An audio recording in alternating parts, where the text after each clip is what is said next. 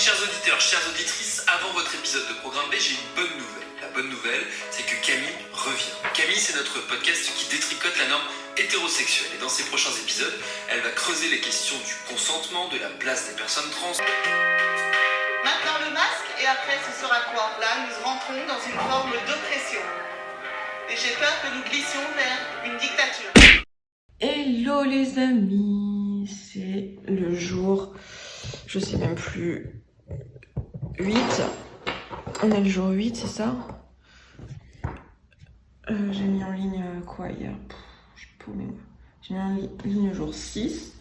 Donc aujourd'hui je mets en ligne le jour 7. Donc demain je mets en ligne le jour 8. Donc aujourd'hui je filme le jour 8, c'est ça, on est le jour 8. Et il est 8h du mat, donc j'ai un peu de mal. Bon, je vous montre un peu mes cheveux d'hier, parce que du coup, je crois que je vous aurais fait des inserts, je vais filmer tout à l'heure pour faire des inserts parce que j'ai pas filmé en rentrant du coiffeur et tout. Là, je m'apprête à regarder un peu mon agenda de la journée. À 9h, j'ai un premier call. De 9h à 11h, j'ai des calls avec des personnes de l'équipe pour, comme je vous dis, en ce moment, on est en train de restructurer, de passer les statuts en salariat, donc on est en train de voir un peu qui prend quel poste, qui a besoin de quoi, donc je fais des entretiens individuels avec chacune des personnes pour savoir comment elles voient leur avenir dans SSB, de quoi elles ont envie, etc.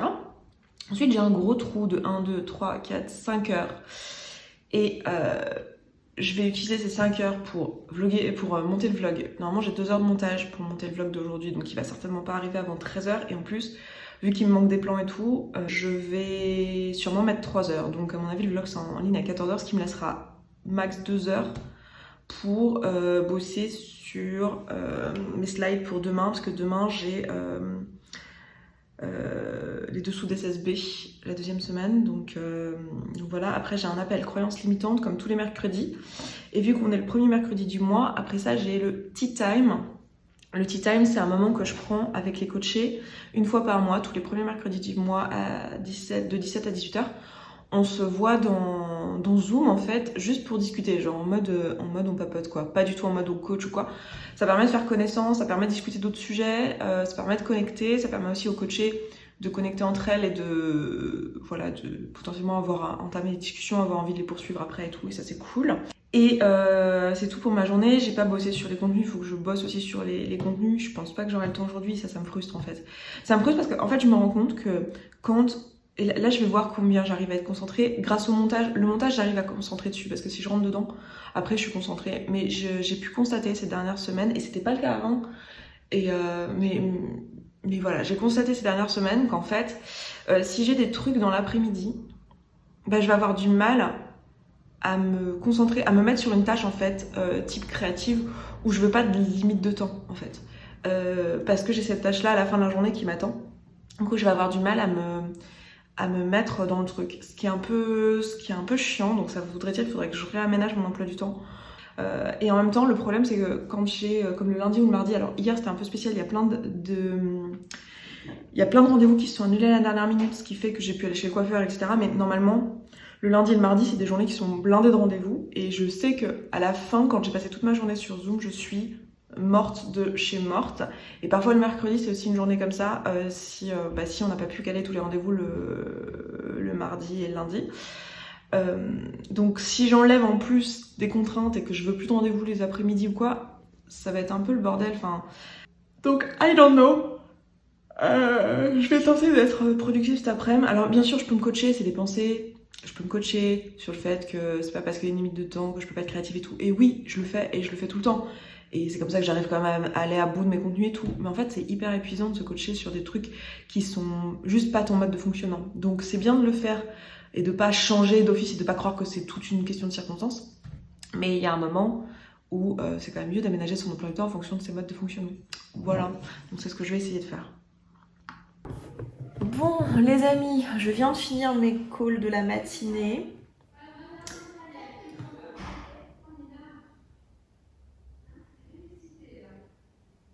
Quand je vous parlais du fait qu'il fallait que je trouve un moyen de m'isoler du son, je vais le faire tout de suite ça. Ça me casse les pieds.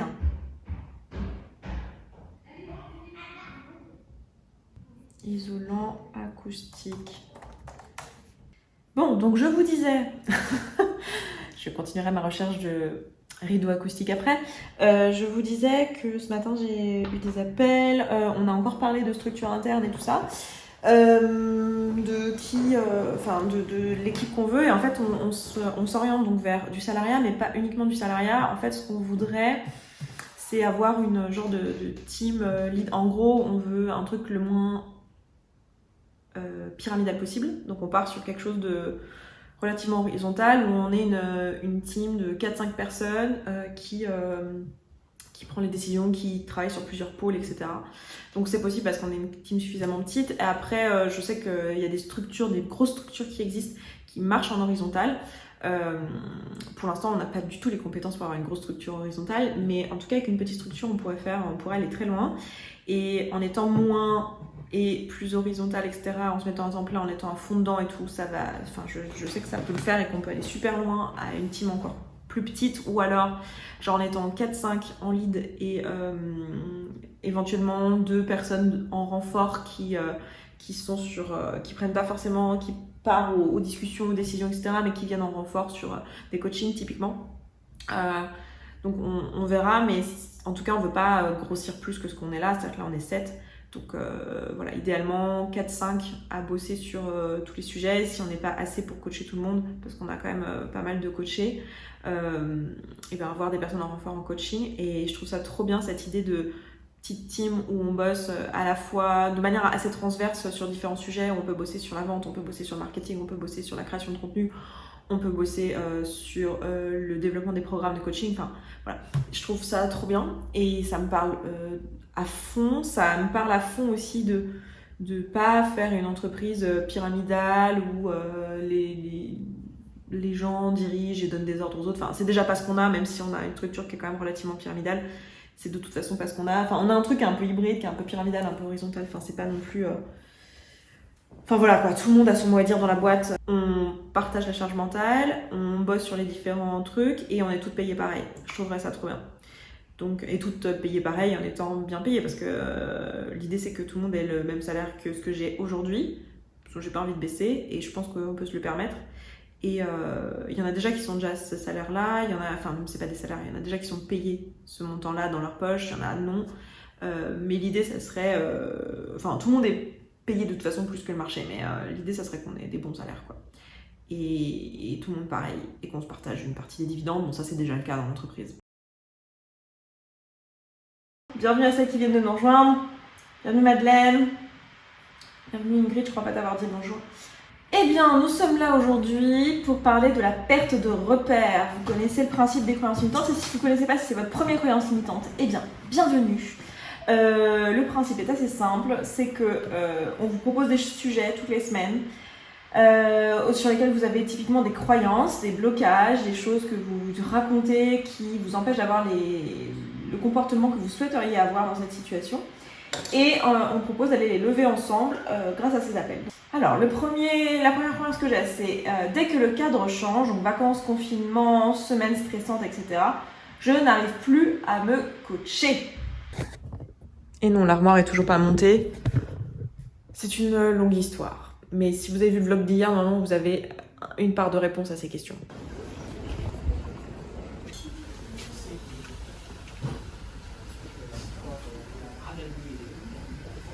C'est pour ça que je me suis plantée moi aussi.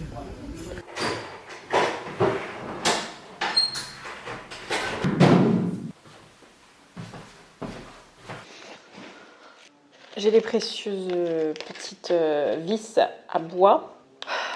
Je vais pouvoir me remettre au montage de cette armoire. Je vais le faire seule.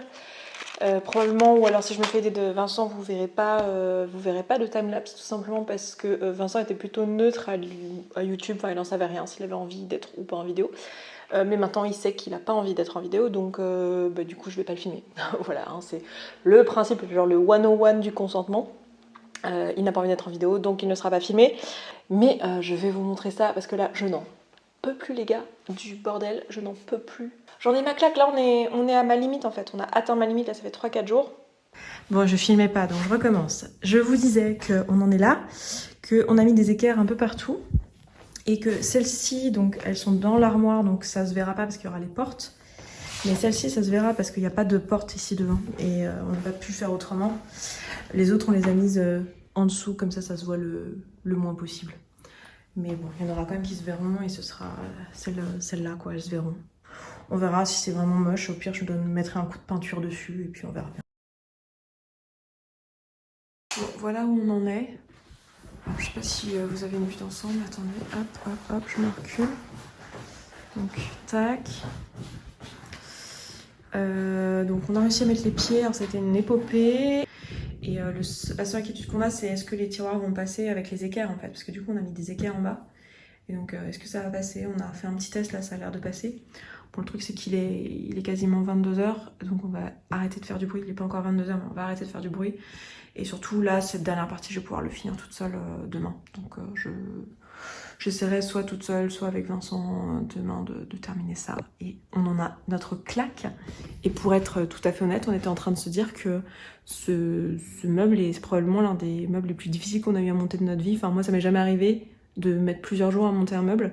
Et en fait, les fixations, enfin, le meuble en lui-même a l'air de bonne qualité, mais les fixations sont juste pas assez robustes pour le poids du meuble, en fait. Hello, j'espère que je suis dans le cadre. Avec ça, parce que j'ai pas de retour écran, en fait, je cadre avec... Enfin, je filme avec mon iPhone. Et du coup, j'ai pas de retour écran. J'essaie de filmer avec la meilleure caméra des deux caméras. Bref, on est le lendemain. Il est presque 10h du matin. Le vlog sort demain. Sort tout à l'heure, pardon, à midi. Yay, il va être à l'heure aujourd'hui, trop bien. Il m'aura fallu une semaine. Et je me faisais la réflexion dans le montant qu'en fait... je vous ai pas trop expliqué pourquoi Vincent veut pas être en vidéo. J'ai envie de vous dire, on n'a pas besoin d'expliquer notre consentement de manière générale. D'ailleurs, j'avais fait un podcast sur le consentement en parlant pas que de consentement vis-à-vis de la sexualité. Ça m'a vachement... Enfin, vous imaginez bien que du coup, on en a parlé hier avec Vincent, on a pas mal rediscuté de ça hier et avant-hier, sur qu'est-ce que je fais pour les vlogs, qu'est-ce que je fais pour la suite des vlogs. En discutant, je me suis rendu compte que j'avais vraiment une vision, enfin j'en avais déjà un peu conscience, mais j'ai vraiment une vision de l'intimité qui est un peu différente de la plupart des gens. Et je sais pas si c'est lié à mon métier, mais ça m'a fait avoir une réflexion quand même en lien avec la démarche que j'ai dans ces vlogs et la démarche que j'ai sur cette chaîne de manière générale, qui est d'aller dans de la vulnérabilité, d'aller dans de la créativité, de m'en foutre en fait. Et les raisons pour lesquelles Vincent n'a pas envie d'apparaître dans les vlogs en eux-mêmes, c'est pas qu'il veut pas apparaître en vidéo tout court, il a pas du tout de problème avec son image, il s'en fout du regard des autres et tout ça, c'est pas du tout un problème. Par contre, ce qu'il veut, c'est avoir une vraie contribution quand il le fait. Et il n'a pas envie d'avoir des apparitions qui brouillent sa contribution. Je sais pas si vous voyez ce que je veux dire, mais en gros, il voudrait qu'à terme, quand on cherche son nom ou quoi, on trouve que des choses que lui trouve pertinentes. Et franchement, se voir monter une armoire, il trouve pas ça très pertinent. Il voit pas l'intérêt. Et en plus de ça, pour lui, c'est de l'intime. Et il voit pas l'intérêt de partager l'intime. Et c'est ça qui est intéressant. Alors on n'est pas d'accord là-dessus évidemment, parce que moi je partage de l'intime, donc je vois l'intérêt. Mais lui c'est pas la contribution qu'il a envie d'avoir, et ça j'ai envie de dire, personne n'a à discuter là-dessus. Il a envie que quand on cherche son nom, ce soit des interventions. Par exemple, on a fait un live sur la chaîne et ça lui posait absolument pas de problème d'être visible, parce que c'était sur un sujet sur lequel il était heureux de contribuer. Et ce sera sûrement le cas à l'avenir, on interviendra sûrement tous les deux, mais le but c'est pas de partager de l'intime. Et en fait, c'est là que moi je vois aussi que c'est vraiment un questionnement que j'ai, quoi, parce que je vois que j'ai une vision du personnel, professionnel, etc. Enfin, j'ai pas vraiment de limite. Et je conçois et je vois et je constate par rapport à mes amis et tout ça que j'ai une vision un peu particulière de ça. C'est-à-dire que c'est pas que j'ai pas de jardin secret, mais en fait, j'en ai presque pas. J'en ai un, mais c'est pas volontaire, en fait. Et moi, ce que j'aime dans le fait de me rendre vulnérable et de partager de l'intime, parce que finalement, ce que je vous partage, et même ce que je suis en train de vous dire là, en fait, c'est de l'intime. Il y a beaucoup de gens qui trouvent ça waouh, hyper courageux et tout, et qui trouvent que... Enfin, même il y a beaucoup de gens qui trouvent ça choquant, qui trouvent que c'est trop intime, trop personnel. Et moi, j'ai vraiment une part de moi qui me dit mais c'est tellement banal, l'intime, en fait. Je sais pas comment dire. Genre, me voir monter une armoire, oui, c'est intime. Me voir parler dans mon œuf à 23h un dimanche parce que j'ai pas top le moral, oui, c'est intime, mais c'est tellement banal. Je veux dire, c'est tellement humain, c'est tellement connectant. Je sais pas comment dire. Genre, il y a une part de moi qui me dit, mais pour qui tu te prendrais à croire que ça, c'est précieux, que ça t'appartient et que ça appartient à personne d'autre, dans le sens où c'est tellement... Je sais pas si vous voyez ce que je veux dire. Je suis pas sûre de m'exprimer très bien, mais j'ai pas la sensation que ce soit le truc le plus important à propos de moi. Genre, de la même manière que parler de règles, parler de cul, parler de, je sais pas, de sexualité, d'insécurité, de manque de confiance en soi, tout ça, c'est des trucs qu'on vit tellement tous, en fait. Et je crois qu'en fait, ce qui me plaît dans le fait de partager de l'intimité et de la vulnérabilité, et je sais que c'est déstabilisant, même pour les gens qui me connaissent dans la vie, je sais qu'il y a des personnes pour qui c'est un peu too much, parce que je suis comme ça, quoi, parce que je vais direct dans le vrai. En fait, la raison pour laquelle j'aime ça, alors j'aime la connexion que ça crée, mais c'est pas juste ça, en fait. Parce que sur YouTube, par exemple, j'aime la connexion qu'on a en commentaire, mais la plupart d'entre vous, je vous connais pas, je vous connaîtrai jamais, et même si c'est désolant, c'est la réalité, vous êtes à peu près, je sais pas, 5000, 10 000 à regarder ces vlogs tous les jours. C'est évident que je peux pas rechercher la connexion 1-1 avec chacun d'entre vous. Alors du coup, qu'est-ce que je recherche? Et je crois qu'en fait, ce que j'aime dans le fait de me rendre vulnérable et de me rendre intime, finalement, de parler de trucs intimes, en fait, c'est libérateur, en fait. Ça me libère. Ouais, je me demande, en fait, s'il y aura un moment, parce que j'ai eu ça avec d'autres trucs dans ma vie, mais je me demande s'il y aura un moment où, en fait, j'aurais tellement partagé et dit des choses intimes qu'en fait, il y aura un moment où j'aurais juste plus envie, parce que je ressentirais plus ce sentiment de libération quand je le dis, parce que ce sera devenu banal et normal pour moi, donc ce sera pas particulièrement libérateur. J'en sais rien, on verra. Mais je crois que cette démarche de vulnérabilité, en fait, c'est vraiment une démarche très interne et très personnelle, en fait. Très, genre, ça me permet de me découvrir, ça me permet d'aller à la recherche de moi et de me libérer, en fait. Parce qu'en vrai, j'ai envie de m'en foutre que vous me voyez en pyjama pilou-pilou. J'ai envie de m'en foutre, en fait, parce que j'ai envie que ça soit pas important. J'ai envie que ce qui est important soit ce que j'ai envie de donner, en fait, ce que j'ai envie de laisser comme trace. Et puis j'aime l'idée aussi d'inspirer les autres à se libérer aussi, quoi. À oser et à juste y aller. Je sais pas du tout si ce que je raconte est clair. Bref, je vais m'arrêter là pour aujourd'hui, mais j'ai envie de vous demander un dernier truc avant de vous laisser regarder, parce que aujourd'hui je vais finir de monter cette armoire et je vais sûrement la remplir avec des trucs. Voilà, mes vêtements, tout ça. Et je me pose la question de comment je vais aménager ce bureau. Parce que regardez, la pièce dans son ensemble, donc ici il y a mon bureau quand on rentre ici, donc ici on arrive dans mon salon, donc dans le reste de ma maison. Et ici on arrive dans mon bureau, donc il y a mon ordi qu'on voit de dos. Ici j'ai des choses, j'ai une malle avec des trucs dedans, j'ai des trucs à ranger, j'ai le meuble ici au-dessus duquel je fais des vidéos. J'ai le petit canapé là-bas au-dessus duquel je fais des vidéos. J'ai cette armoire qui est en train d'être montée. Derrière, vous savez, j'ai une espèce de commode à tiroir. Et j'ai cette armoire-là, et puis là, j'ai mes tableaux. Et en fait, je me pose la question, est-ce que l'armoire, je la mets là? Parce que c'est pour là que je l'ai achetée, elle fait pile la bonne dimension. Ça va jusqu'à la ligne blanche, mais elle fait pile la bonne dimension. Ou est-ce que je la mets là? Ou est-ce que je la mets même dans le pas de la porte? Mais je me sers quand même beaucoup de cette porte, donc je trouve ça un peu chiant. Et est-ce que... puis qu'est-ce que je fais de la petite colonne noire? Parce que je l'aime pas là, ici. Donc je me pose la question, est-ce que je mettrais pas l'armoire ici? Puis cette armoire en métal, peut-être là? Ou alors, l'armoire que je suis en train de monter, je la mets là. Puis la petite armoire en métal, je la tourne, mais contre ce mur-là. Et je mets l'armoire, la commode en métal noir ici. Je sais pas si vous comprenez ce que je veux dire. Bref, comment vous aménageriez le truc, vous? Si vous pouvez me décrire. Parce qu'après, je peux aussi virer le canapé ou le mettre dans l'autre sens. Mais si je le mets dans l'autre sens, c'est pas cool pour le cadrage. Parce que dans le cadrage, on voit le bouton de la lumière. Et je trouve ça moche. Bref, je sais pas trop comment aménager le bureau. Et j'aimerais bien décider comment j'aménage le bureau. Parce que après, je vais mettre les étagères et tout. Et je pourrais pas trop bouger parce que c'est des fonds de vidéo. Donc si je bouge les trucs, ça va être chiant. Donc voilà, je veux bien votre aide. Voilà, je vous laisse là. Bonne fin de journée et puis à demain.